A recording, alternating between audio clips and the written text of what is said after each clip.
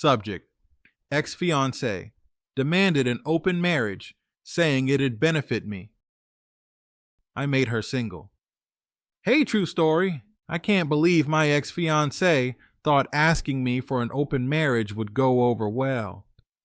I don't care that her dad paid for everything. Oh well, get out of my house. Goodbye, and don't let the door hit you where the good Lord split you.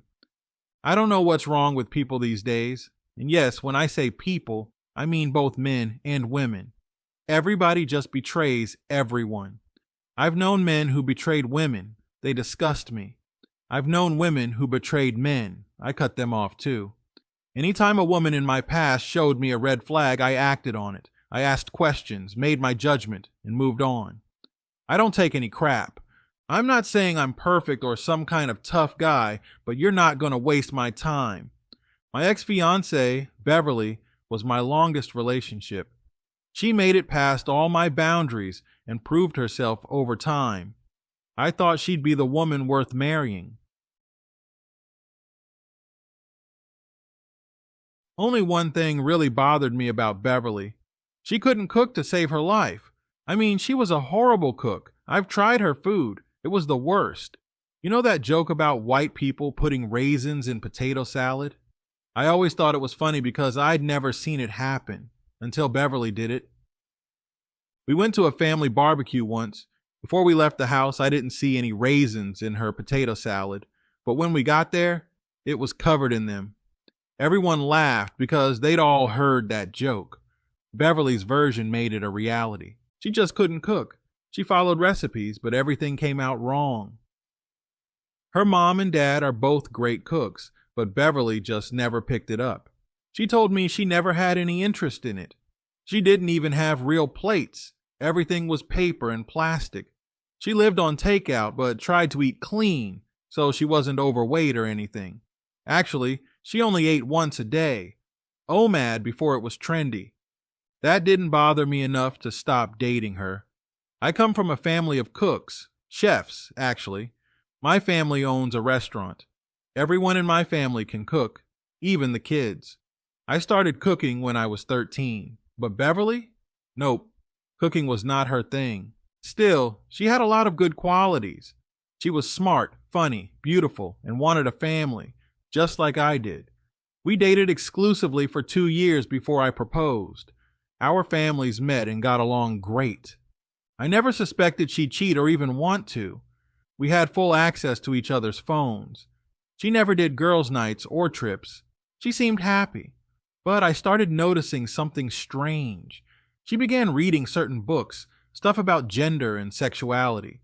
I didn't mind at first, but it felt like she was diving deep into some ideas that didn't make sense in our relationship. Later, I saw her watching movies like Vicky Cristina Barcelona and Summer Lovers, both about partner swapping and open relationships. Maybe I ignored some red flags there, but when she finally asked me for an open marriage, that was it.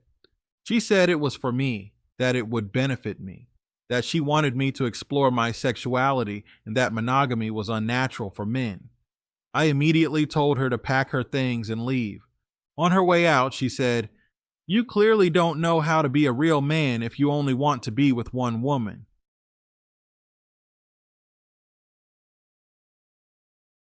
I was shocked, but I stood my ground. I didn't want to share my woman, and I sure as hell wasn't going to marry someone who wanted that. Later, she came crawling back, crying and apologizing. She even tried to guilt me by saying her dad was furious at me for canceling the wedding. I asked if she told him why I canceled. She said yes. So I called her dad. He told me I was a coward, that I found a prettier girl, and that I'd embarrassed his daughter after he'd paid for the wedding. I told him the real reason, that his daughter wanted an open marriage. He didn't believe me. He said she didn't even know what that means. At that point, I realized he was just as delusional as she was. I hung up on him and blocked them both, but Beverly didn't stop. She showed up at my job, waited outside my place, and even followed me to the grocery store. She cried in public, begging me to take her back. One older guy in line even said, "Man, she's sorry. If you don't take her back, I will." I told him, "Go ahead. I wasn't trying to be tough. I was just done. I later found her diary at my house. She left it there months earlier. Reading through it, I realized she had already been fantasizing about open relationships and sexual growth long before she asked me. There were even entries about exploring with the same sex and trying out BDSM. That was not the woman I knew. She never hinted at being into any of that. At that point, I knew it was over. If your partner ever asks for an open marriage, open the door and let them walk out of your life.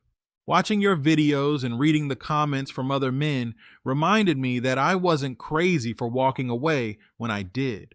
When I first hit send on that email, I honestly didn't expect it to be read. I just needed to get it off my chest. But when I heard my story on your channel, it was like therapy. It reminded me that I'm not alone. There are countless men out there who've gone through similar heartbreak, betrayal, or confusion, and hearing their stories helped me start rebuilding my life.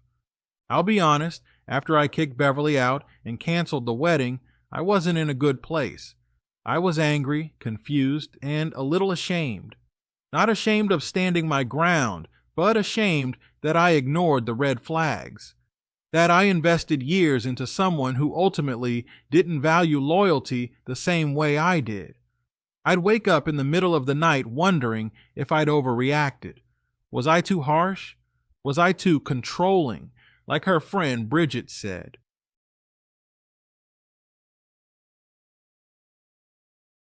But the more I listened to your channel, the more I realized something powerful. It's not about being controlling. It's about having boundaries. I didn't want an open marriage. I wanted a faithful, committed relationship. And that's not too much to ask. It's not insecure to want loyalty. It's not toxic to expect the person you plan to marry to honor the vows you're supposed to take. For too long, society's been trying to make men feel guilty for wanting respect, consistency, and stability. We're told to man up when we're hurt, to move on when we've been betrayed, to just get over it.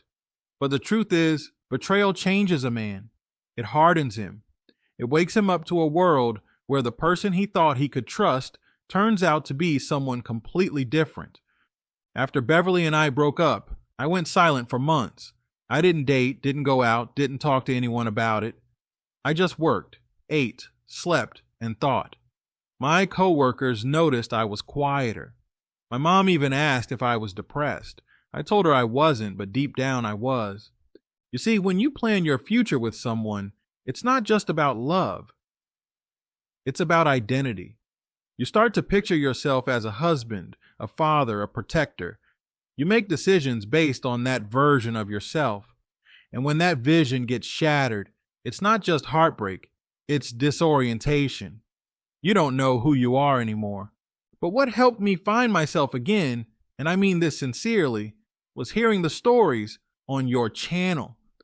When I listened to other men talk about being cheated on, lied to, or manipulated, I didn't feel so alone. It wasn't about hating women. It was about understanding pain. It was about realizing that men need to talk more, share more, and help one another. Because at the end of the day, we're all we've got.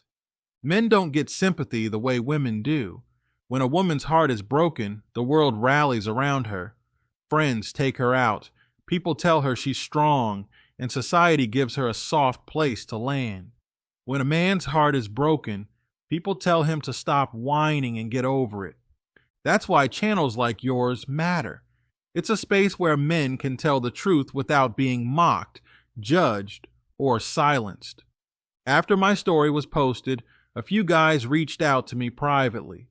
They found me through my initials and location I mentioned in the comments. One guy, a truck driver from Indiana, said he went through the exact same thing. His fiancée read a bunch of open relationship books, started following polyamory influencers online, and eventually asked for the same thing Beverly did. He said when he heard my story, it gave him the strength to walk away before getting married. Another guy told me your video saved him from doing something dark. He was spiraling after finding out his wife had been cheating for years. He said he felt worthless, like his life didn't matter. But then he stumbled across your channel, listened to my story, and realized he wasn't alone. When I read that message, it hit me hard. It made me realize that sharing our pain can literally save lives.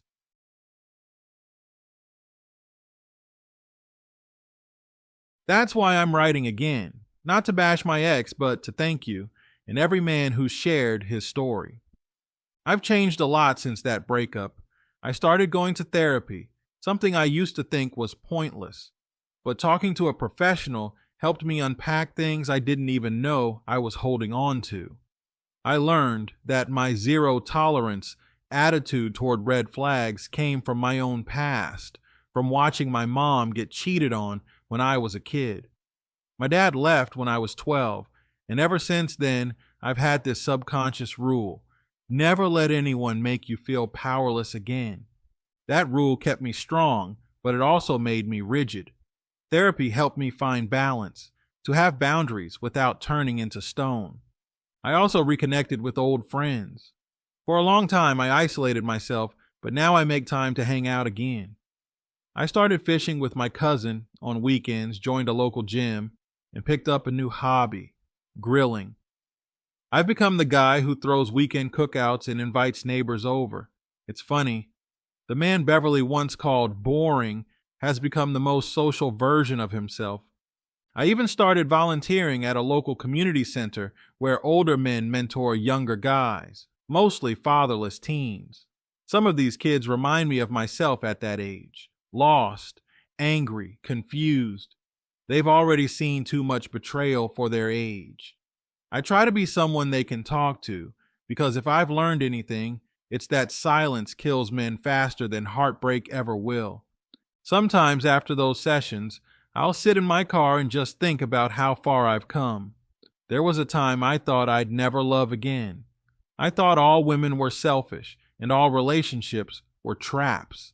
But now I realize not all women are like Beverly.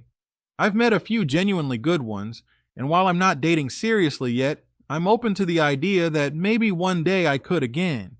But even if I never do, I'm okay, because I've found peace in myself. You see, the breakup wasn't the end. It was the beginning of a new chapter where I stopped chasing validation and started living with purpose. I used to think my worth depended on whether someone chose me. Now I know it depends on how I choose myself every single day. Beverly actually tried to contact me again about 6 months ago.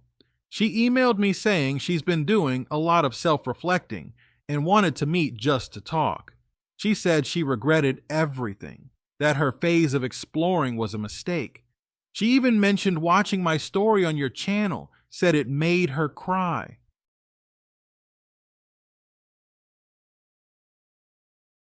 I didn't respond, not out of spite, but because I've learned that not every apology deserves an audience. Some people only want to apologize because they can't stand the silence you give them. They don't want to heal you. They want to heal their guilt. And I refuse to give her that comfort. I don't hate her. I honestly wish her the best. But I'll never forget the night she stood in front of me and said, "I think an open marriage will benefit you." She said it with a straight face, like she was doing me a favor. That moment is burned into my memory. It taught me that sometimes betrayal doesn't come with yelling or cheating. It comes with calm, confident delusion. She wasn't confused. She was convinced she was right. And that's scarier than a lie. That's ideology. So yeah, I'm grateful I walked away. And I'm grateful for this community of men who remind me that walking away isn't weakness. It's strength. I know I'm not the only man who's been through it. I've read hundreds of comments from guys who lost their marriages, their kids, their homes, all because they tried to hold it together with someone who didn't value them. These men aren't bitter. They're just tired of being blamed for everything. We live in a world where masculinity is treated like a disease, but it's not. Masculinity, when healthy, is what builds families, communities, and nations. The problem isn't being a man, it's forgetting what being a real man actually means. A real man doesn't control, he protects, he provides, he leads with integrity. And a real man also knows when to walk away from someone who doesn't value him. That's what your channel reminded me of. True story. It's not about hating women or being bitter. It's about accountability for both sides. When I look back at my old relationship now, I see it as a test I passed. I didn't lose a fiancé. I dodged a lifetime of resentment and confusion. I can only imagine what would have happened if I'd said yes to that open marriage. I'd probably be divorced right now, paying alimony while she explored freedom with other men. Instead, I'm in my own home, cooking my own meals, living in peace. I've learned to value solitude. You can't hear your own voice when you're surrounded by chaos. Being alone taught me how to enjoy my own company, to cook for myself, clean my space, and build routines that give my life structure. And when I get lonely, I don't scroll through dating apps anymore. I call my friends, I watch one of your new videos, or I go to the gym.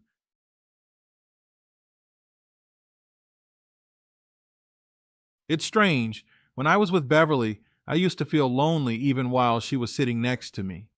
Now that I'm alone, I feel more connected than ever. That's how I know I've healed. So if any man out there is reading this or hearing my story, I want to say this. Don't settle out of fear. Don't marry someone because you're scared of being alone. Don't confuse familiarity for loyalty. And don't think being a man means bottling everything up. Talk to your brothers. Listen to their stories. Share your own. Because we men, we're all we've got. Society won't save us. Courts won't favor us. Sometimes even our families won't understand us. But we can save each other by sharing our pain and our lessons. That's why I'll always be grateful for your channel. It's not just entertainment. It's therapy for men who've been silenced for too long. So thank you, True Story, for giving men a voice. Thank you for reminding me that it's okay to walk away. Thank you for building a community where truth still matters. If my story helps even one man avoid the kind of heartbreak I went through, then it was all worth it. I'm a stronger man now, not because I avoided pain, but because I faced it and survived it. And to any man reading this who's still in that dark place, wondering what went wrong, blaming yourself, questioning your worth, let me tell you something. You're not broken. You were just loyal to the wrong person.